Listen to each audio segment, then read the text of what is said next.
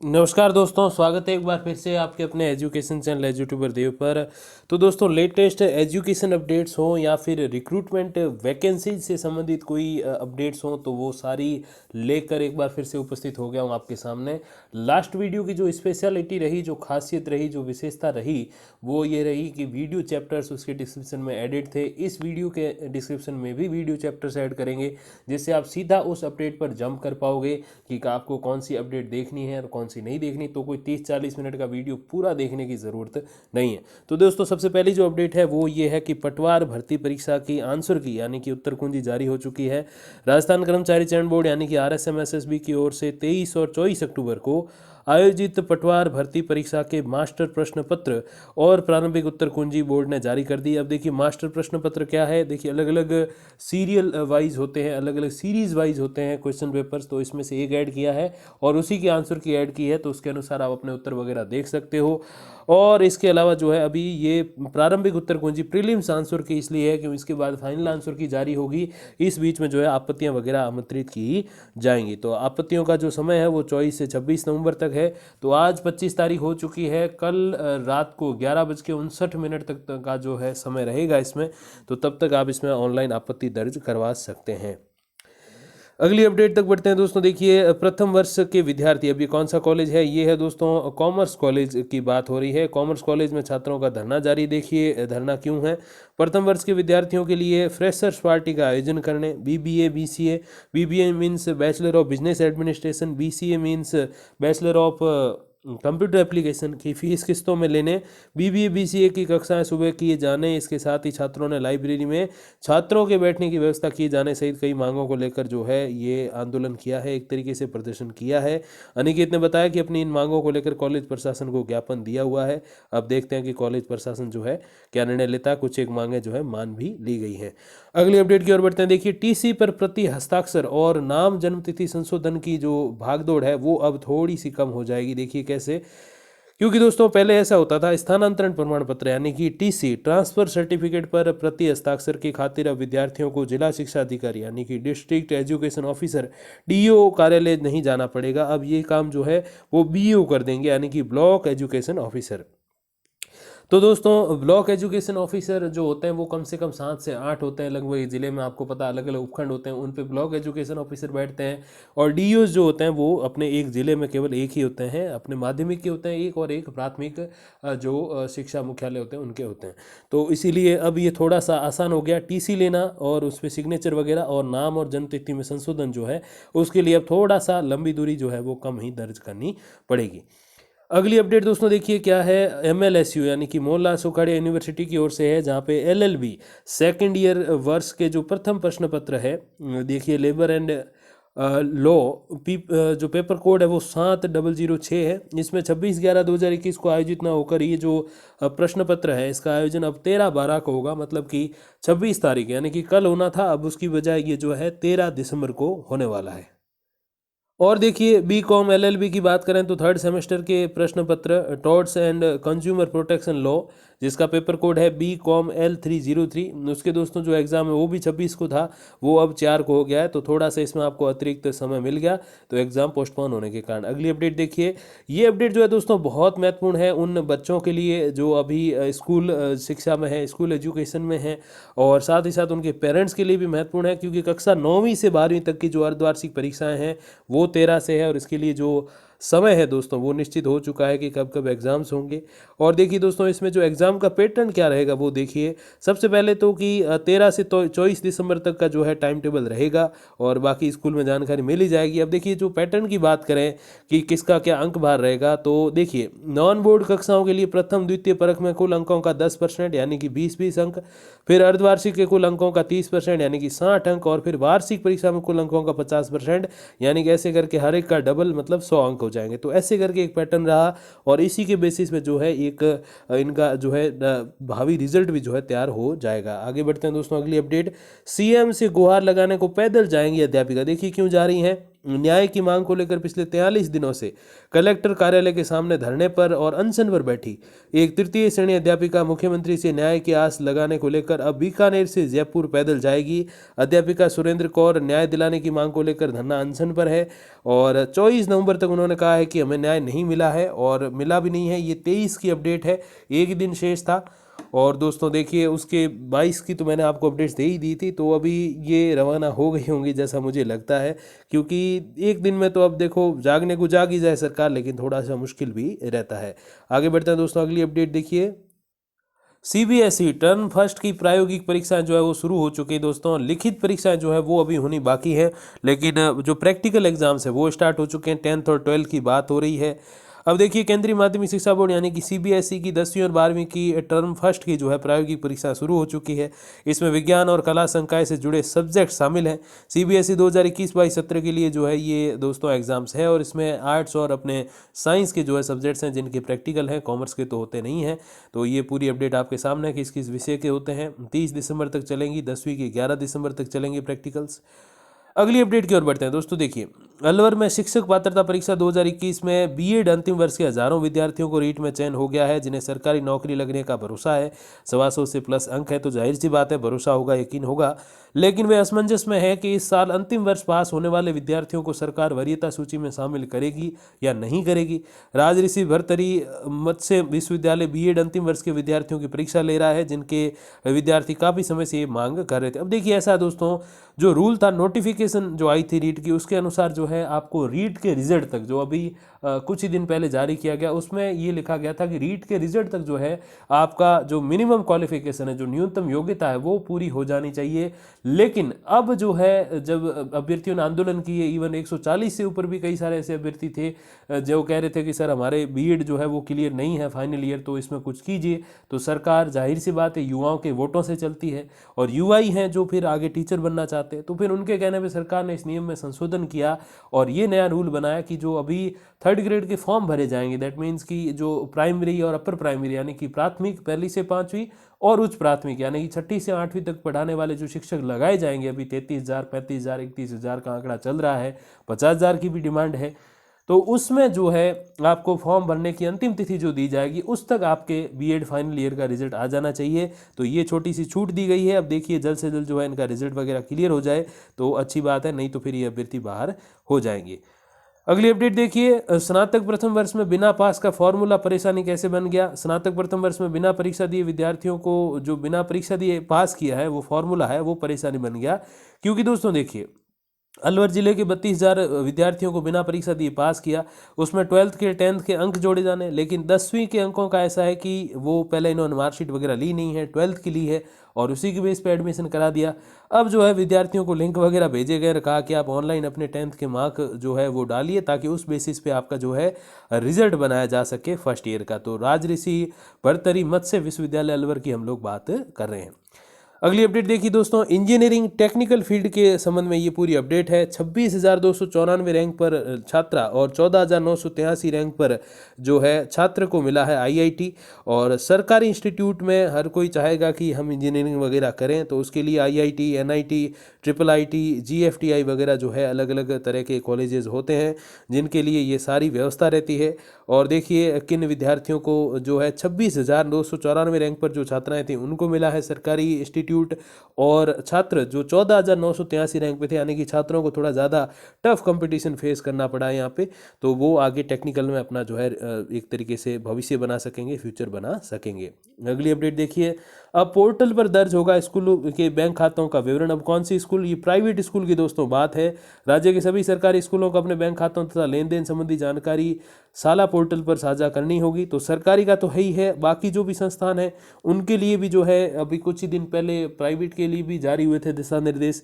तो अब सरकारी, देखो स्कूल का भी एक खाता होता है, मैं आपको बताऊं, और उस खाते का जो एक्सेस होता है वो वहाँ के जो सबसे बड़े जो टीचर या यूँ कह दीजिए प्रधानाध्यापक या जो प्रिंसिपल होते हैं, प्रधानाचार्य वगैरह, उनके पास होता है। तो प्राइवेट के लिए भी ये अपडेट था। अभी ये जो स्पेसिफिक ये जो अपडेट है वो गवर्नमेंट स्कूल्स के लिए है, तो वो इस पर जो है थोड़ा सा उनको विचार करना पड़ेगा। और साला पोर्टल पर जो है फंड मैनेजमेंट का मॉड्यूल शुरू किया है जिसके अंतर्गत ये जानकारी उनको अपलोड करनी होगी। अगली अपडेट जो देखी दोस्तों वो है गृह रक्षा विभाग यानी कि अपने होमगार्ड्स। तो होमगार्ड्स ने नोटिफिकेशन जारी करके कांस्टेबल, ड्राइवर, ड्रममैन और बिगुलर पदों पर जो है भर्ती के लिए आवेदन आमंत्रित किए हैं। 135 पद हैं, 8वीं पास इसमें योग्यता है। तो योग्यता बहुत ही मिनिमम है, मतलब आजकल के समय में अगर 4th ग्रेड भी किसी को लगाना है तो 10th पास तो मिनिमम चाहिए ही चाहिए। अब तो ये तो 8th पास भी ले रहे हैं, तो मैं समझता हूँ कि बहुत ही अच्छा अवसर है। और इसके लिए उनके पास लाइसेंस होना चाहिए, क्योंकि ड्राइवर लेते हैं तो 1 साल का एक्सपीरियंस, चाहे फिर वो LMV में हो यानी कि लाइट मोटर व्हीकल में हो या फिर HMV में हो हैवी मोटर व्हीकल में हो। तो ये जो वेबसाइट है इस पर जाकर आप 15 दिसंबर तक फॉर्म भर सकते हैं। अगली अपडेट देखिए क्या है दोस्तों, विशेष योग्यजन जिसमें दिव्यांगजन भी शामिल है, उनकी शिक्षा में अनदेखी पर हाईकोर्ट ने 4 सप्ताह में जवाब मांगा। जी हाँ, राजकीय और निजी विद्यालयों में विशेष योग्यजन शिक्षकों की कमी पर राजस्थान हाईकोर्ट यानी कि माननीय उच्च न्यायालय ने राज्य सरकार से 4 सप्ताह में जवाब मांगा है। न्यायाधीश MM श्रीवास्तव और न्यायाधीश विनोद कुमार भारवानी ने याचिकाकर्ता विशेष योग्यजन कल्याण और पुनर्वास समिति, अब ये जो भारतीय पुनर्वास समिति है या पुनर्वास परिषद है, उसके जो अपने पाठ्यक्रम होते हैं उसी के बेस पे जो आगे जाके स्पेशल टीचर बनते हैं, जिसमें कहा गया कि दिव्यांग, नेत्रहीन, मूक बधिर सहित मानसिक कमजोर बच्चे जो हैं उनको पढ़ाने के लिए स्पेशल टीचर की ज़रूरत पड़ती है। अभी बात करें दोस्तों तो सीकर जिले में 193 बच्चों पर 1 शिक्षक है। पूरे प्रदेश में तकरीबन 70,000 बच्चे हैं जिनके ऊपर केवल 250 शिक्षक ही है। तो आप समझिए कि आंकड़ा कितना कम है। तो ये होना चाहिए, शिक्षकों का जो आंकड़ा वो इसमें बढ़ना चाहिए ताकि जो एवरेज है वो कम हो जाए। और एवरेज जब कम होगा तो जाहिर सी बात है विशेष योग्यजनों को जो है विशेष एजुकेशन मिल पाएगी। अगली अपडेट की ओर बढ़ते हैं दोस्तों। देखिए, अल्पसंख्यक छात्रवृत्ति के संबंध में ये अपडेट है जिसमें Muslim, Christian, Sikh, Buddhist, Jain, Persian, ये सभी जो अपने धर्म को मानने वाले जो बच्चे हैं, जो माता पिता हैं, पेरेंट्स हैं, उनके लिए अपडेट है। जहाँ पहली से 10वीं तक उनके बच्चा या फिर बच्ची पढ़ती है, स्कूल में या पढ़ता है, तो उनको अल्पसंख्यक पूर्व मैट्रिक छात्रवृत्ति प्रदान किए जाने हेतु ऑनलाइन आवेदन आमंत्रित किए जाते हैं। अब देखिए, ये आवेदन करने की अंतिम तिथि वगैरह देखते हैं। सबसे पहले भारत सरकार के अल्पसंख्यक मामलात विभाग के पत्र दिनांक 22/11/2021 के द्वारा गत वर्ष की कक्षा में 50% वाली जो शर्त है उससे छूट दी गई है। तो 50% वाली शर्त अब नहीं है।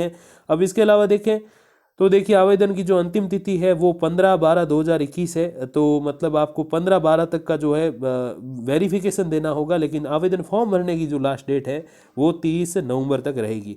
बाकी अपडेट आप देख सकते हो और ज़्यादा जानकारी के लिए आप निदेशालय में कॉल भी कर सकते हो कि कब तक की क्या चीज़ें हैं, हमें समझाइए थोड़ा सा। आगे बढ़ते हैं दोस्तों। पटवारी भर्ती परीक्षा में आपको पता है 2 दिन एग्जाम हुआ था, 4 पारियां हुई थी और उसी के अंतर्गत जो 24/11/2021 रात को 12:01 से 26/11/2021 रात को 11:59 तक की जो है समय है, जिसमें आप जो उत्तर कुंजियां हैं उस पर अपनी आपत्ति दर्ज करा सकते हैं। अगली अपडेट देखिए, कॉलेज लेक्चरर 2014 के संबंध में है, जहां सोमवार को भी अभ्यर्थियों ने रैली निकाली, मंगलवार की भी अपडेट है रैली निकालने की, लेकिन उसके बाद कोई भी अपडेट आ नहीं सकती। इसके पीछे क्या रीज़न है और RPSC ने क्या एक तरीका निकाला है जिससे रैलियां वगैरह नहीं निकलेंगी, इसके बारे में हम लोग बात करेंगे। अभी कुछ ही अपडेट्स बाद एक और अपडेट आएगी RPSC की, जिसमें आप समझ पाओगे कि अब रैलियां या फिर धरना प्रदर्शन RPSC के आसपास क्यों नहीं हो सकता। देखिए, अगली जो अपडेट है वो UGC की ओर से, जहां शैक्षणिक सत्र 2021-22 अभी जो चल रहा है दोस्तों, शैक्षणिक सत्र ये भी 2021-22 ही है। अब इसके अंतर्गत यूनिवर्सिटी की जो छात्र छात्राएं हैं उनको 4 छात्रवृत्ति योजनाओं के लिए आवेदन मंगवाए गए हैं। देखिए, scholarship.gov.in पर जाकर आप 30 नवंबर तक आवेदन भर सकते हैं। इसमें से सिंगल गर्ल चाइल्ड के लिए इंदिरा गांधी PG छात्रवृत्ति है और बाकी जानकारी के लिए आप ये नोटिफिकेशन पढ़ लीजिएगा, जिसमें आपको अपडेट मिल जाएगा। अब देखिए दोस्तों, जो भी 18 साल से ऊपर के जो लड़के हैं, लड़कियां हैं, पुरुष, स्त्री हैं, उनके लिए तो ये व्यवस्था रही कि कोविड का जो है टीका आ चुका है, काफ़ी समय हुआ है, जिसमें जो है 1 या 2 डोज उनको मिल गई, लेकिन बच्चों के लिए कोई व्यवस्था नहीं थी। इसी कारण जो है 13 बच्चे वहाँ पर पॉजिटिव मिल गए अपने राजधानी में और इस कारण स्कूल 29 तक बंद हो गए। अब देखिए, अधिकतर बच्चों के जो माता पिता वो ये कह रहे हैं कि केवल ऑनलाइन ही जो है कक्षाएँ चलाई जानी चाहिए, ऑफलाइन बंद कर देनी चाहिए। हाँ जी, ऑफलाइन बंद कर दीजिए, लेकिन उसी जगह जहाँ पर कोरोना फैल रहा है, बाकी जगह ऑफलाइन एजुकेशन भी होनी चाहिए, क्योंकि कई सारे बच्चे हैं वो ऑनलाइन में उस तरह से नहीं पढ़ पाते जितना वो ऑफलाइन में पढ़ते हैं। इसीलिए बच्चों के माता पिता भी सही है और सरकार भी अपनी जगह सही है। अगली अपडेट है वो है, नए जो शिक्षा मंत्री बने हैं उन्होंने कहा कि कार्य व्यवस्था के नाम पर किसी भी टीचर का आप ट्रांसफ़र नहीं करोगे, क्योंकि ऐसे ट्रांसफ़र करने से जो है एक तरीके से जो सरकार के द्वारा तबादलों पर रोक लगाई गई है उसके आदेशों का पालना नहीं होती, इसीलिए आप ऐसे किसी का भी ट्रांसफ़र नहीं करोगे। बुधवार को शिक्षा संकुल में समीक्षा बैठक में उन्होंने ये सारी बात कही है। नए शिक्षा मंत्री BD कल्ला, जो पहले ऊर्जा मंत्री भी रहे हैं, तो उन्होंने ये बातें कही है। अब देखिए, national student union of India के पूर्व जिलाध्यक्ष राम निवास कुकणा और कृष्ण कुमार गोदारा के नेतृत्व में जो है महाराजा गंगा सिंह यूनिवर्सिटी के परीक्षा नियंत्रक से उन्होंने मुलाकात की। अब क्यों की है कि इनका कहना है कि जो प्राइवेट पढ़ने वाले बच्चे हैं उनके जो प्रैक्टिकल सब्जेक्ट होते हैं, जैसे जो फेमस प्रैक्टिकल सब्जेक्ट है अपने आर्ट्स में दोस्तों, ज्योग्राफी, भूगोल, तो उसका प्रैक्टिकल होता है, तो इसको बंद क्यों किया गया है। और इनका कहना है कि विश्वविद्यालय के जो अपने कुलपति हैं वो कोई ऐसी खुन्नस रखते हैं बच्चों से, इसीलिए जो है उन्होंने अपने ये सब्जेक्ट्स बंद किए। अब मुझे तो इस बात पे थोड़ा यकीन कम है, क्योंकि ऐसे पर्सनली कोई किसी को ऐसे रोकता नहीं है कि आप प्रैक्टिकल मत लो, लेकिन अगर रोका गया तो मैं समझता हूँ गलत है। बाकी देखिए अब इसमें आगे किधर वो कहते हैं ना, ऊँट किस करवट बैठता है, क्या ये रोक वगैरह हटती या नहीं हटती है इन प्रैक्टिकल सब्जेक्ट्स पर से। अगली अपडेट की ओर बढ़ते हैं दोस्तों। देखिए, सीबीएसई की ओर से अपडेट है। तो दोस्तों अभी कुछ ही देर पहले हमने जाना था कि सीबीएसई के प्रैक्टिकल्स स्टार्ट हो चुके हैं। अब बात करें लिखित परीक्षाओं की, तो वो 30 नवंबर से शुरू होने वाली है। जी हाँ दोस्तों, 5 दिन का समय है। 10वीं और 12वीं की फर्स्ट टर्म की परीक्षाएं जो है वो 30 नवंबर से शुरू होने वाली है। 10वीं की परीक्षा 30 से 11 दिसंबर तक रहेगी, 30 नवंबर से 11 दिसंबर। और 12वीं की परीक्षा 22 दिसंबर तक चलेगी। कब से शुरू होगी? 30 नवंबर से ही शुरू होगी। अब देखिए, एक बदलाव बहुत बढ़िया किया है कि 90 साल के इतिहास में पहली बार ये परिवर्तन हुआ है, जिसमें केवल बहुवैकल्पिक प्रश्न पूछे जाएंगे, यानी कि जो ऑब्जेक्टिव टाइप क्वेश्चंस होते हैं अ ब स द वाले, जैसे कोई कंपटीशन एग्जाम्स में अपने पूछते हैं, ठीक वैसे ही जो है क्वेश्चन रहेंगे, और उसी के बेस पे जो है आगे रिजल्ट वगैरह जारी किया जाएगा। समय जो है थोड़ा सा इसमें कम लगेगा और जांचने वगैरह में जो आसानी रहेगी, तो थोड़ा सा काम को फटाफट से करने के लिए जो है ये एक नई तकनीक या नवाचार जो है इसमें किया गया है। अगली अपडेट जो है दोस्तों वो है एक और नवाचार के बारे में। जी हाँ, घाटोल ब्लॉक की हेरपाड़ा राजकीय विद्यालय की शिक्षिका की पहल है। बांसवाड़ा में पड़ता है घाटोल दोस्तों, जहाँ पर जो शिक्षिका हैं वो अलग अनोखे तरीके से जो है पढ़ाती हैं। जैसे अगर एग्जाम्पल की बात करें तो देखिए, अपडेट तो आपके सामने है ही है। 11 एकम 11 प्यारा देश हमारा। तो जो नए नए बच्चे स्कूल ज्वाइन करते हैं तो उनके सामने एक बहुत ही अच्छा विकल्प रहता है कि जो मैडम है वो ऐसे अच्छे से प्यार से पढ़ाएं और ऐसे चीज़ों को जोड़ जोड़ कर प्रस्तुत करें। तो जो छोटे बच्चे हैं 5वीं क्लास से भी नीचे वाले, चौथी तीसरी दूसरी पहली वाले, विशेषकर पहली दूसरी वाले, उनको बहुत लाभ होता है ये पढ़ाई में। थोड़ा सा रुचि भी उनकी बढ़ती है और वो रेगुलर स्कूल भी आते हैं। तो स्कूल से वो कभी भी जो है घर भी नहीं जाना चाहते कि बस यहीं बैठे रहे हमेशा, क्योंकि इतना जो प्यार से कोई टीचर पढ़ाए और इतना तरीके से और ऐसे नवाचारों का प्रयोग करे, खाली जो किताब में लिखी हुई चीज़ें वही नहीं बोलती जाएं, तो मैं समझता हूँ कि हर एक बच्चे को जो है ऐसी शिक्षक या फिर शिक्षिका से पढ़ने में रुचि प्रस्तुत हो जाएगी।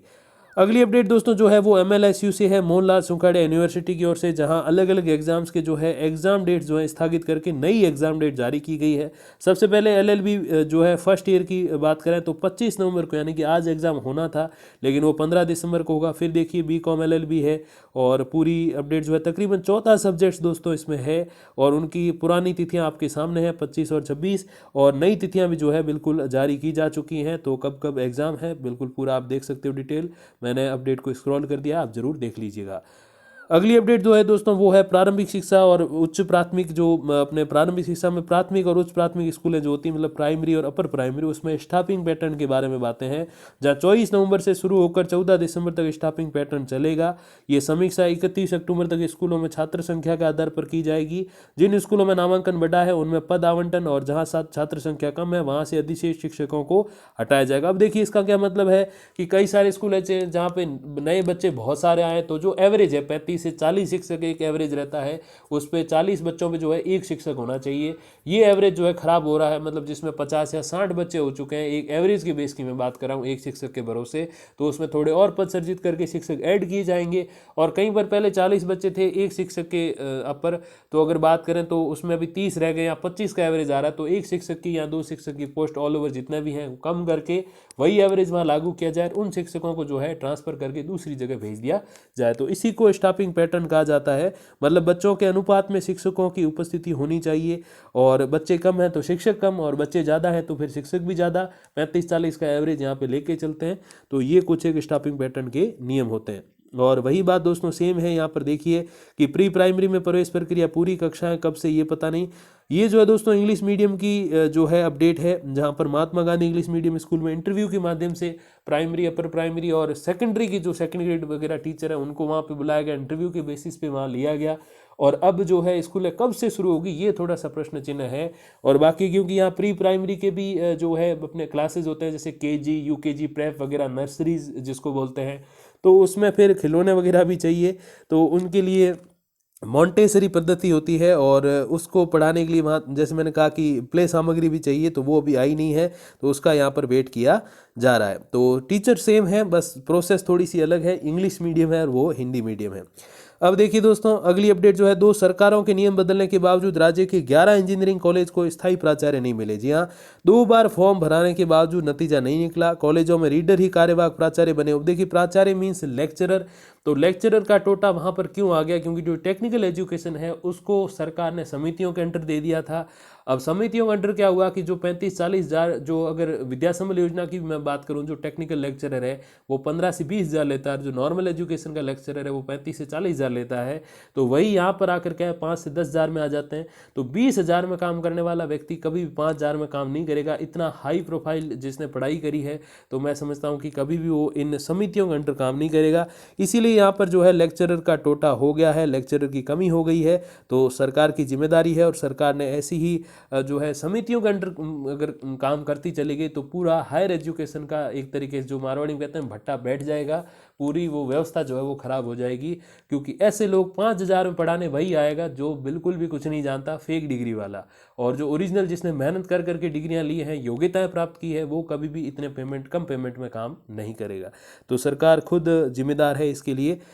अगली अपडेट की ओर दोस्तों बढ़ते हैं, जो कि है वर्धमान महावीर ओपन यूनिवर्सिटी की, जहां पीटीईटी के हजारों अभ्यर्थियों का शिक्षक बनने का जो सपना है वो अधूरा रह रहा है। क्योंकि देखिए, वीएमओयू ने अभी तक जो है रिजल्ट्स नहीं निकाले हैं, और निकालती भी है तो उसकी एक प्रॉब्लम ये रह जाती है कि विद्यार्थियों ने बताया कि विश्वविद्यालय देरी से परिणाम तो जारी करता ही है, उसके बावजूद कई बार परिणाम में सत्रांक जो है वो नहीं जोड़ता। अब सत्रांक क्या होते हैं, आपको पता है कि आपको प्रोजेक्ट्स बना के देने होते हैं, असाइनमेंट बना के देने होते हैं, और उन असाइनमेंट के जो नंबर जुड़ते हैं, जो कि बाकी ये ओपन यूनिवर्सिटी है दूरस्थ शिक्षा वाली, इसी में असाइनमेंट वाला मैटर है, और इग्नू में है अपने नेशनल लेवल पे।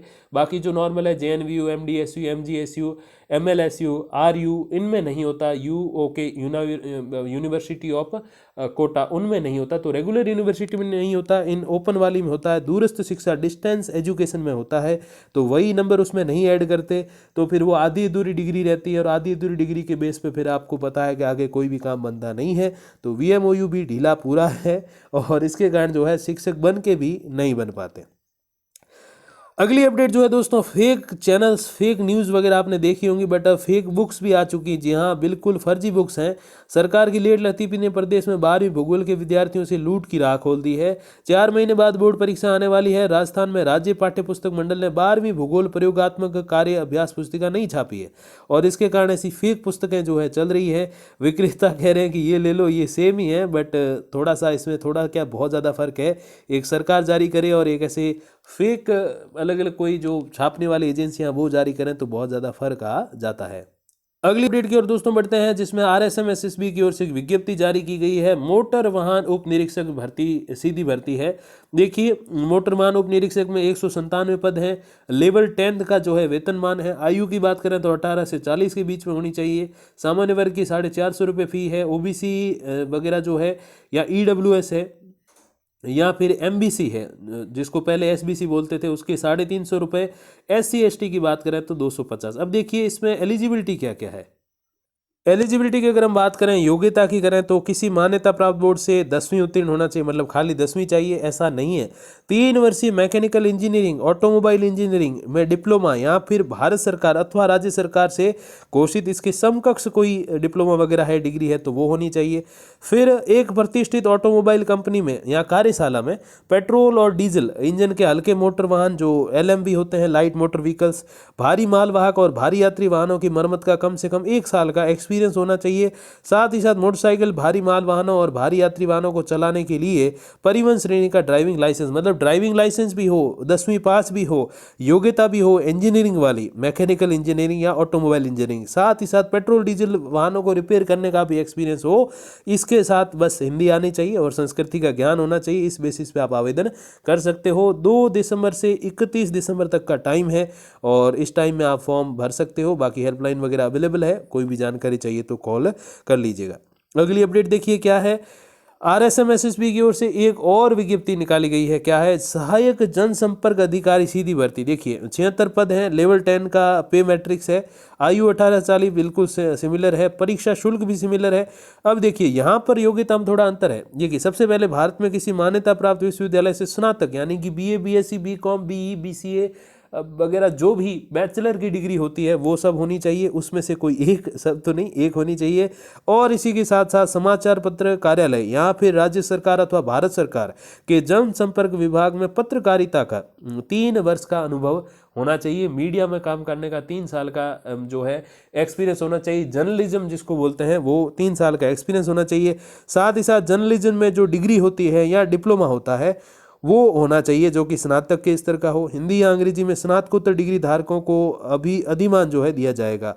तो माफ़ कीजिएगा दोस्तों, तो अधिमान मतलब उसको एक जो इसको बोलते हैं ना कि वेटेज दिया जाएगा। तो जिसके पास मास्टर्स की डिग्री है, PG है, तो उसको थोड़ा एक्स्ट्रा वेटेज मिल जाएगा। बाकी देखिए देवनागरी लिपि में लिखी हिंदी का व्यवहारिक ज्ञान और राजस्थान की संस्कृति ज्ञान, तो वो तो खैर नॉर्मल है ही। तो ये कुछ 1-2 विज्ञप्तियाँ निकली हैं। थोड़ा सा टिपिकल है कि उसमें 10th और इसमें ग्रेजुएशन चाहिए, लेकिन ग्रेजुएशन और 10th के साथ में जो योग्यता चाहिए वो मैं समझता हूँ बहुत ही कम लोगों के पास है। अब देखिए जयनारायण व्यास विश्वविद्यालय की ओर से करियर एडवांसमेंट स्कीम जो है CAS जिसको बोलते हैं, के अंतर्गत शिक्षकों की होने वाली पदोन्नति में एक बार फिर से नया पेज आ गया। देखिए पेज क्या है? राजस्थान विश्वविद्यालय यानी कि RU में CAS के तहत हुई पदोन्नति पर गत सप्ताह सरकार की ओर से जो जांच कमेटी बैठाई गई है, उसके बाद JNVU ने अपने हेड और डीन की नाराजगी को गंभीरता से लिया। बुधवार को हुई बैठक में विश्वविद्यालय प्रशासन ने अब पदोन्नति के संबंध में रेगुलेशन लागू किए। देखिए क्या रेगुलेशन? JNVU ने 6 महीने पहले CAS के तहत पदोन्नति को लेकर डीन और हेड की जो कमेटियां गठित की और रिक्रूटमेंट या यूं कहें जो प्रमोशन की जो प्रोसेस है वो शुरू की।